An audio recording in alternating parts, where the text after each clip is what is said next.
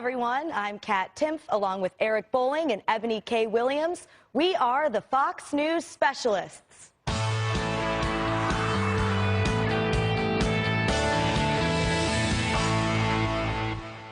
President Trump is wasting little time reigniting his war with leakers and the mainstream media. The latest allegations are now focusing on his son-in-law, Jared Kushner, claiming Kushner proposed opening a communications back channel to the Russian government during the transition.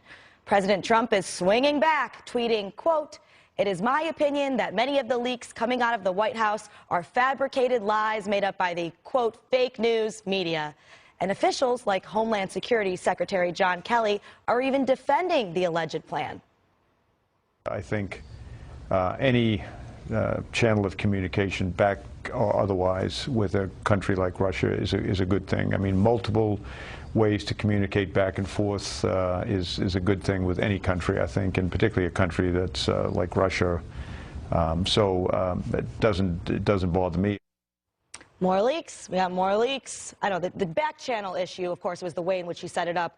Well, they're saying he set it up. Again, just anonymous leaks. You know what it feels like? It feels like this is the deep state, the leakers, getting together with the swamp, the D.C. establishment that's fearful of losing their status and their position in D.C., and aided and abetted by the mainstream media, very liberal, left-leaning mainstream media, to create the illusion that this Russia story has legs and there's some there, but really there isn't. They continue to fuel this thing that happens to not be able to ignite. Meanwhile, Trump has done everything he promised to do with creating jobs. Stock markets are on a tear. The economy is hitting on all cylinders, and he has a phenomenal foreign policy trip over the last 9 days. Yet they're going to go and say, Jared Kushner created back channels. I got to tell you something. Creating back channels to Russia is one of the most common things that has been done by administrations, from Obama to Clinton to Bush to Reagan.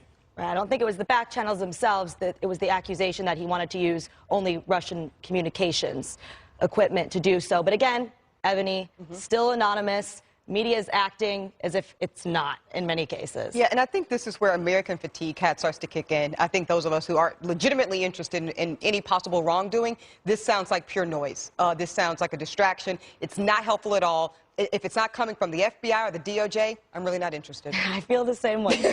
All right, let's meet today's specialists. She is a former editorial writer for The Washington Times. She's a former reporter for Politico, and she's currently a political analyst and founder of Bold, a digital news platform. So naturally, she specializes in everything politics. Carrie Sheffield is here. Hey guys, great to be here. And he is a political commentator. He's a candidate for Brooklyn, New York Borough President, and he's the co-host of the last podcast on the left. But he specializes in everything crime. He even has a crime podcast. Ben Kissel is here. Thanks for having me, guys. Thanks, Awesome. Ben. Great to see you. Yes, and happy Memorial Day. Yes, of course. Good job with the flag. Proud American. Good Hashtag job. Proud American. Let's make a trend. Yeah, I did. I'm very proud, even though I'm wearing teal and don't have a flag. I'll just say that. Don't hold that against me. So, Carrie, we talked about these leaks. I know you've been somebody who's been critical of Trump. What do you think about this story? Do you think Eric has got nothing? Do you think maybe something, or you're still waiting? How do you feel about it? Well, yeah, so there were a lot of things that Trump said in the campaign that really upset me, but I feel like all of this criticism against the president has jumped the shark. I mean, we're talking about anonymous sources. Basically, sources say, as President Trump says, you can basically make up whatever you want. Sources say that Garth Brooks is my boyfriend. Sources say that I jumped on LeBron James. Sources say whatever you want them to say. These are anonymous, made-up things. Look, I believe in the First Amendment. Everyone here at this table, we believe in the First Amendment, but to be American, we also have the Fifth Amendment. You can't pick and choose which part of the Constitution. What's in the Fifth Amendment? The right to due process. The right to the fact that you are innocent until proven guilty. And the media, the liberal establishment, has jumped the shark, and they're throwing Trump under the bus with no evidence. Well, I love that. Are you sure you didn't go to law school, Carrie? I mean, my goodness, that was brilliant. Ben, what do you think? You know, it's very interesting. Obviously, I think attacking the leakers, we're sort of attacking the messenger and not the message. Yes, we don't have concrete evidence of Russian collusion. We do know that Kushner met with Kislyak. Kislyak. So we do know there was definitely some interaction, and of course with that bank meeting with Gorkov. Right now there is a lot of smoke. We don't have the fire, but as we know, what kills most people in a fire is the smoke, and it definitely is suffocating the Trump administration right now. And as Eric pointed out in his words, it is greatly undermining all of these successes in the minds of Donald Trump. Can I read something to you? And this is why I think this is just absolutely hypocrisy by the fake left-leaning mainstream media. You point out Kislyak, and we're talking about these back channels. December 31st, 2014, Bloomberg Magazine. The title of this story is Inside Obama's Secret Outreach to Russia. They go into what was going on behind the scenes, but John Kerry has been the point man, I'm quoting the article, point man on dealing with Russia because his close relationship with Russian Foreign Minister Sergei Lavrov. They meet often without any staff members present, and talk on the phone regularly. This is a back channel. The left media didn't go crazy over this when it was John Kerry and President Obama's State Department, but they're going absolutely crazy when it's Donald Trump and Jared Kushner. Give me a break. And by the way, Jared Kushner did this before Donald Trump was even president, the accusations. But I think the White House is doing a good job, Eric, of actually responding to it. Now, let's talk about anonymous sources here. Most of the time, they don't have credit. If you're going to put your reporting based on anonymous sources, then it's all on the reporter's credibility. So when we got an update here at the Inside team here from Catherine Herridge, that means something to me, the fact that she's saying it. And basically, her reporting was very detailed, a very clear explanation as to who Jared Kushner allegedly talked to, the point of it, the why the secured line was requested and by Russia, not from Jared Kushner himself. And so all of that makes some sense to me if it indeed comes out to be that way. The most important part, Jared Kushner's anxiousness to get in front of Congress and tell his side of the story. That transparency, I think, will certainly go a long way. Right. I see so many of these stories that don't even mention that, saying, or if they do, it's at the very bottom. He's saying, I'll talk to Congress, but any of these meetings, he's continually said that. No, well, absolutely. And the comparison, I think, here is in the Obama White House, you had Valerie Jarrett, a very close personal friend from Chicago, who basically was, Barack Obama's, tell-all. Very close. And where was the leftist media there? Nowhere. When you look at, on this program last week, you guys talked about the Harvard study. I went to the Harvard Kennedy School that produced that study. When Harvard, of all places, and I can tell you, there's such bias against conservatives at Harvard. When freaking Harvard says that there is leftist bias in the media, that means something. I think that there are two main differences, though, of these allegations. As I mentioned, allegedly wanting to use solely Russians' communications gear, and the fact that he would have done it without, normally you work with the existing administration and the incoming administration. The difference is that Barack Obama did not, he took the Trump win incredibly personally. And the fact that the entire regime was turned against him, that's the difference here. Let me add something Ben, right now. Ben, Hold on. This is very important, Kat. Very important, because you said this is, this is different. Less than an hour ago, General Hayden, who was the former director of the NSA under Barack Obama, was on CNN, and he was asked, did Jared Kushner, based on what you know, all these allegations, did he do anything illegal? And General Hayden said unequivocally, looked right into the camera and said, no, he didn't do anything illegal. Well, I wouldn't have advised him to have done that, but he didn't do anything. Right, yeah, I didn't say illegal. But I was just explaining the difference. We have a left-leaning media and people who are jumping on that bandwagon saying, hey, look at all this stuff. Ben mentioned a lot of smoke. Right. Well, sometimes there is a lot of smoke and no fire at all. But again, that smoke is filling up the room, and it's blinding people from being able to see what Donald Trump is doing right in his mind. Also, we have to keep in mind what's happening now with James Comey, going to be testifying for this in front of the Senate very soon. If it does come out to be true that Donald Trump tried to impede the investigation into Michael Flynn, then the Russian scandal is moot, because now we have a hypothetical, though, Ben. You're doing exactly what the left-leaning media is doing. You know what Comey said? Sure, I'll testify. But you know what else he said? I'm not bringing that smoking gun note that he allegedly wrote right after the meeting that allegedly Donald Trump leaned on him to look the other way on an investigation. Well, Eric, he's not going to put that into the record. We're just going to have to wait and see what he said, to see what Comey says under oath, and I think we will get a lot of information. I completely agree. All right, and despite all of the furor around Russia investigation, a few aren't forgetting to ask how this impacts the average American. No one in Ohio is asking about Russia. We have to deal with this. We definitely have to deal with this. It's on the minds of the American people. But if you want to know what people in Ohio, they want to know about jobs. They want to know about their children. We are preoccupied with this. It's not that this is not important, but everyday Americans are being left behind because it's Russia, Russia, Russia.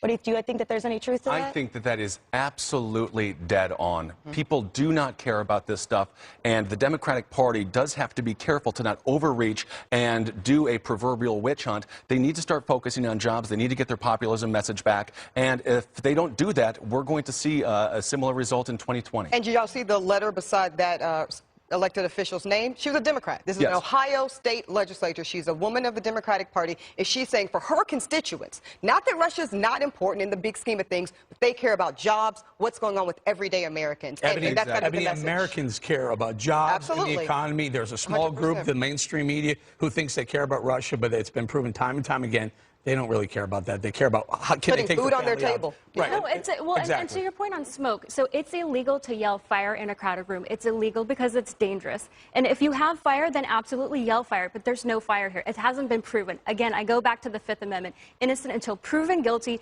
due process. Where's your where's the ACLU on that? Come on, ACLU, defend the Fifth Amendment for President Trump. Where is it? So that's when the political aspect takes over, right? And I Yes, say this, absolutely. as an indictment of them. And I've been very critical a lot of this media stuff because if and when there is real wrongdoing, to your point, Ben, how many people are even going to believe it? Because they've cried wolf on this issue for so long that no one even believes half the things that come out of any mainstream media outlet at this point. Well, let's say that nothing does come out of it. Regardless of all of that, it is remarkable to watch somebody like Donald Trump, who ran on a platform of being a magnificent brander, not be able to get in front of these stories and actually create a media narrative that paints him in a more positive light. And now, as we see with the leakers, his inner circle is just going to get smaller and smaller and smaller. And I don't really see how he's going to get ahead of any of this. I'll tell you one thing that you saw a big change in that setup, Kat, in the open. You said you read Donald Trump's tweet.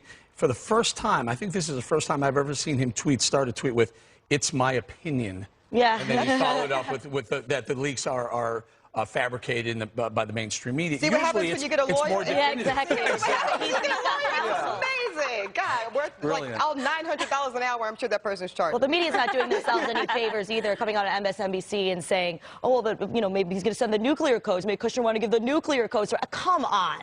Come on. To actually say that in a serious way and mean it seriously, I can't imagine what in your brain would make you think that. Obviously, it could be plenty of other things other than that if those hyperbole. shots had happened. It's about the fact. It's about the fact. Again, the Harvard study showed 92% of ABC, CNN, all the mainstream media is anti-Trump, whereas Fox News roughly 50-50. I mean, that's what we need: truth, and the liberal media ain't giving it to us. All right, absolutely. All right. Well, the White House is preparing a war room and potential staff shakeup to battle the wave of attacks against it. But is it the right strategy to regain the upper hand? We'll be right back.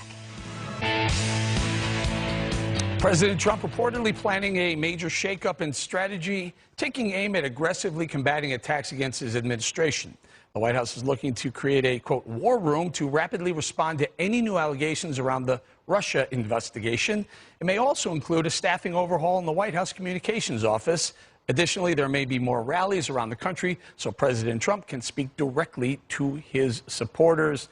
Ebony, after a week away on a foreign policy trip, he comes back to this. This could be a way that Trump resets the narrative and the debate here in America. Yeah, and I think that's important. Look, if I'm advising President Trump, Eric, we've talked about it, communications and messaging has been, to me, surprisingly challenging for this administration. It's been less about what's been going so wrong and more about the narratives coming out of this. Ben, you talked about this. I think the rallies are great for President Trump. I think get out there, get back in front of your base, primarily rejuvenate, feel better about it. I think the international trip went very well for the president. I think capitalize on that. And you know what? Say we're going to reset this. And guess what? 2018 is not so far away. So I think it's time to putting those political points on the board and addressing that in front of his rally. Say, you know what we've done? We've improved the economy. I've put a conservative on the Supreme Court. Get those accomplishments out there. And, Kat, what about this idea of maybe scaling back the daily press briefing to a weekly press briefing? A little less transparency, but all the shots he's taking from the mainstream media, maybe not a bad idea. I prefer the transparency, but I would like to see Trump playing a larger role. I think rallies really are a good thing for him. The communication strategy has created a lot of additional problems for Trump. The best example of this being after Comey was fired and then the press team was saying one thing and then Trump said another thing. They have to get that under control. And if that means talking less right now, I would probably be advising him to do that. I would be advising to make sure that they have a unified message that they absolutely know, because that creates, that's the reason some people are suspicious is the reply to the accusations rather than the accusations themselves. So they really need to be more careful. Kerry, I love the idea of getting out there. He had a Des Moines, Iowa rally that's scheduled that got pushed back a little bit. But I agree. I think this is a great opportunity to go see the people in the heartland and speak directly to them, not what they're hearing from the mainstream media. Yes, to go connect to the people who brought him there, the people who actually care about making America great again. That's the whole purpose about this. And I got to say, you know, it's easy to get caught up in the East Coast bubble media.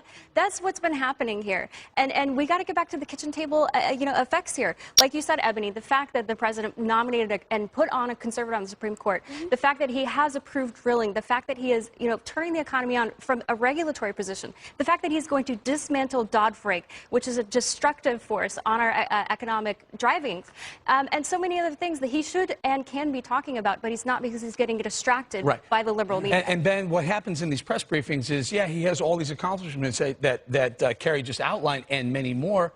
And they'll put that out there at the beginning of the briefing, and then all these reporters' hands go up, and all they want to talk about is a Russia investigation. His number one accomplishment is the fact that Neil Gorsuch is talented, which isn't really a huge victory for Donald Trump himself. I think that Neil Gorsuch was a good choice. A lot of people voted for him because he was going to nominate a conservative to the court versus Hillary. And he certainly lived up to that promise. It's a new world now, though. We have the House passing Trump care, Medicaid, Medicare cuts. I think when he goes out there into the heartland, he's going to see what a lot of these Republicans are seeing when they go back to their districts. It might not be the friendly crowds that he remembers.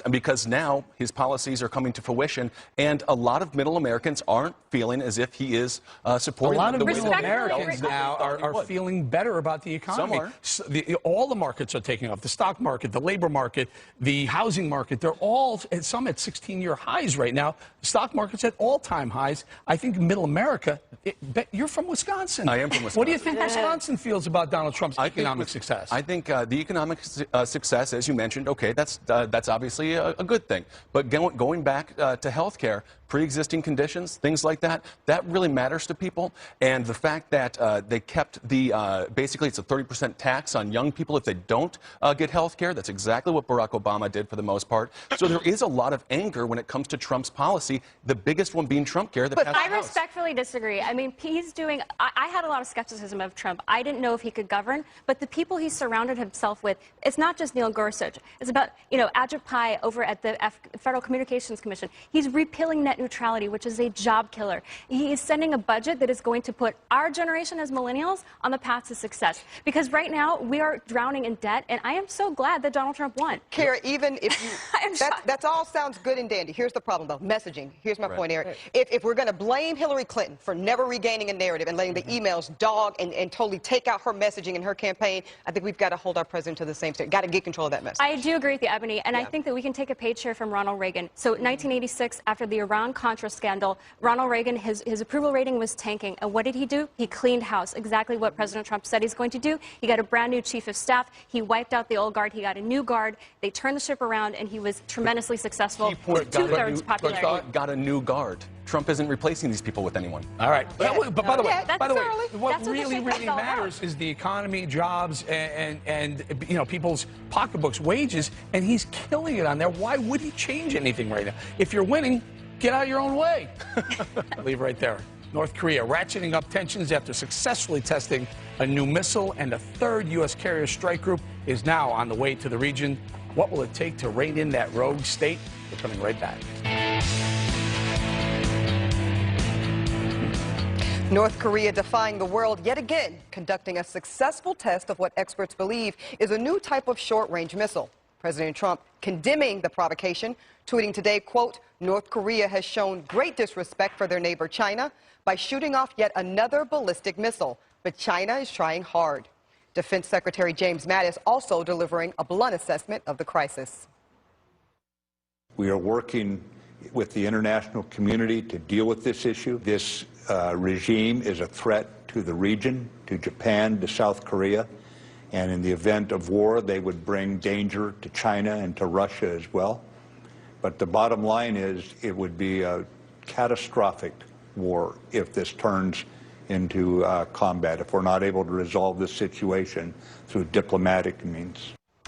The U.S. escalating its own show of force against the rogue state, with a third carrier strike group now being sent to the region. Eric Bolling, this is getting worse, not better. The sanctions aren't working. What more can we do? Well, our sanctions aren't working, but China's sanctions would work if they would step up, and I think they were concerned about this last missile test. This one landed 215 miles off the shore of Japan in the Japan Sea. That's very concerning, considering Seoul, South Korea is only 35 miles away from the border, and we have 25 or 30,000 U.S. Service members along that border or in the area. I'll tell you one thing that's going to happen tomorrow, and this news came out today. We're going to launch this intercontinental ballistic missile from the Marshall Islands tomorrow, and we're going to test fire an anti-missile strike from, I believe it's shoot it down using the interceptor launched from the Air Force Base in California. Yes, that was the best report. But here's the problem. This thing has a 9 out of 17 hit strike so far. So if we go ahead and test that and it doesn't work out, you're going to embolden North Korea, Kim Jong-un. I'm concerned about it, but if it does work, I think it's a clear message. Oh, here's the bottom line. Trump's right. We need China to get on board fast and hard. Yeah, Ben, how about that? I mean, in this tweet, very deliberate, obviously coming from President Trump, saying, you know what, it's disrespectful to you, China. You know, you guys are trying, but is Eric right? China needs to try harder. And, of course, that's why Donald Trump no longer calls them a currency manipulator, something that he said on a regular basis on the campaign trail. North Korea, Kim Jong-un, this reminds me of a cult in their waning days. They really are becoming bombastic. They're much more... the destruction is definitely in the minds of Kim Jong-un. And that's why what happens in North Korea, that's why it's so destabilizing what Donald Trump did regarding NATO. We need our allies more than ever before. And I do understand that we pay over 3% of our GDP, and the majority of countries pay under 2%, which was sort of the norm that was set. But right now, we need our allies to know where we are coming from, because North Korea is extremely bombastic and exceptionally dangerous. But, Carrie, we can't do it all by ourselves, and that's what we're talking about. To Ben's point, we do need that. Here's the issue. As Eric said, Japan, they're getting close there. They've come out, they've protested. Everyone's asking for calmness and peace. But call me crazy. How do you have diplomacy with somebody like Kim Jong-un? How do you have diplomacy with this type of enemy?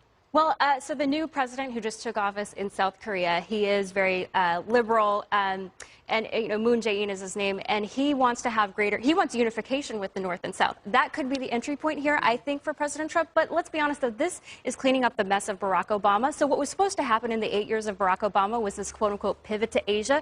That never happened. Again, if you voted for Hillary Clinton, you were voting for the continuation of 8 years of failure. So this is what Let me be fair. I don't think. No, I'm saying this pivot to Asia never happened. So we were supposed to be shifting our strategic assets to Asia and pushing more pressure on China, and that didn't happen. So I absolutely agree we have to put more pressure on China, because China is the patron saint of the North Koreans. The North Korean economy is dead. It is communist. The only reason they survive is the lifeline from China. So it's absolutely China. Look, is the way. Kim Jong-un would be a complete lunatic, whether or not Obama was someone who ever existed. I don't think it's really fair to completely pin this all on Barack Obama. And strategic patience, which was the U.S. policy, was not just in a Barack Obama administration policy. Right. That was multiple administrations. But I will tell you, you know what 3 carrier strike groups are called? 300,000 tons of diplomacy headed right to that region. I understand why Matt has said what he said about being one of the bloodiest, horrible conflicts in our history if it happens. But I got to tell you, 3 carrier strike groups surrounding North Korea, they're done. And I think tunnels also. There's all the underground bases. It would be a huge problem. Even we talk about today being Memorial Day. I want to talk about the best way to honor our troops is to try to keep them home. You know who wants this the least of all? China. You would have a massive refugee crisis in China. They'd go right north to the border and try and flood the Chinese. Their entire region. I don't know. At the same time, China has been aggressive, not just in the Philippines, in Vietnam. They're building fake islands throughout the South China Sea. So this goes beyond North Korea. Because let's be honest, if the Chinese wanted to put their thumb and say North Korea, stop it, they would, but they're not. This is the real problem. And so this is where I actually do blame Barack Obama, because Barack Obama did not have a robust a strong position against China. And so it's absolutely true that the fact of the matter is Donald Trump won because he was projecting strength. And he said, we're not going to sit down or we're not going to take it anymore because China is aggressing throughout the entire South China Sea. Under Barack Obama, the North Koreans did not send a missile to the Japanese Sea, to the Sea of Japan. So I think that's kind of a strange point to make. They are emboldened because, again, Donald Trump's U.S. foreign policy, Americans, we don't know where we are right now in the world. We're angering the Germans. We're befriending the president of the Philippines. I mean,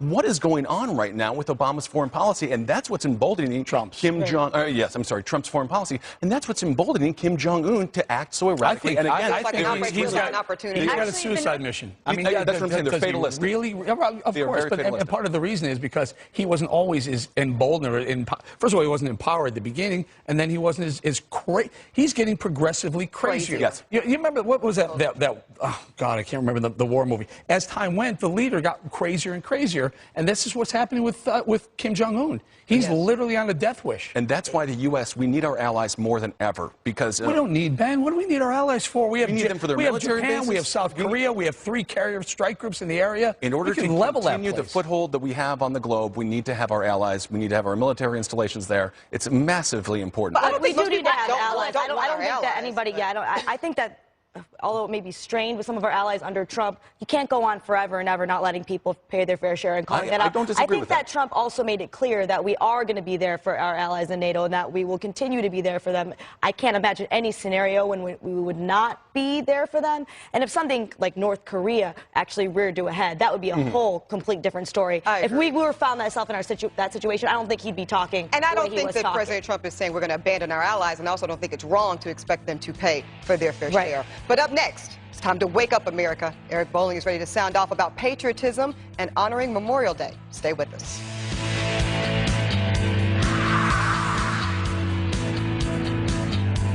June 4th, get ready for the next revolution. I promise you, we are going to shake things up. Steve Hilton's been on the front lines of Brexit and a champion of the populist movement. We've got to get power out of the hands of the establishment and the elite who have messed things up for so long and put it in the hands of people. Now, he's bringing his powerful message straight to you. People are sick and tired of the fact that whoever they vote for, nothing.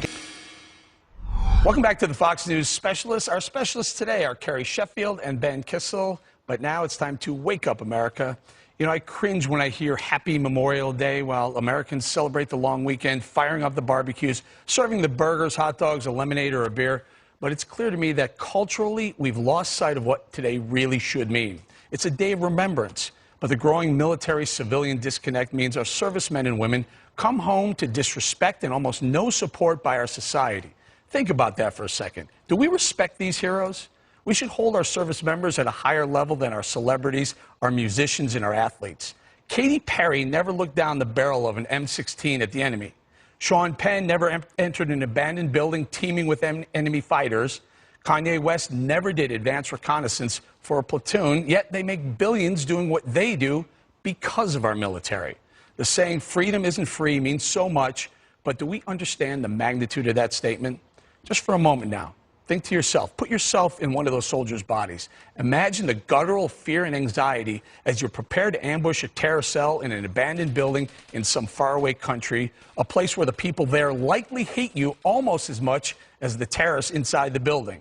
Meanwhile, thousands of miles away, your family waits for you at home, constantly worrying, will you come back or not? You walk into that dark building. Why? Because that's what you do. You're an American soldier. You fight for the flag. So you get it? These men and women deserve our unequivocal respect. So the next time some liberal fool burns a flag or disrespects a service member, remind them that over 1 million men and women have given their lives for them, including the right to be anti-American and despicable. And finally, after 8 years of the apologist-in-chief, we bid farewell to Obama's America. And now with Donald Trump, we have a new breed of commander-in-chief. There's no bowing to sheiks, nor pardoning traitors in Trump's America. Just respect for the military. Make America great again. The left hates the slogan. We patriotic Americans take pride in it. And I will start with Carrie, who has her flag. That's right. I am a proud American. Yes, I salute.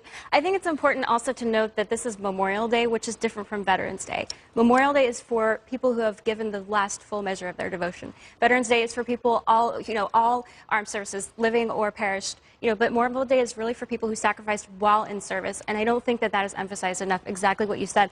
And also, when you look at the elite cultural institutions, as you mentioned, I think Colin Kaepernick is the perfect embodiment of someone who who's totally out of touch of sacrifice and really what it means to be an American. You know, we're not a perfect country. We're not a perfect country. I mean, we struggle with so many issues, civil rights, slavery. I mean, we're not a perfect country, but the founding documents are about a more perfect union and heading in that direction.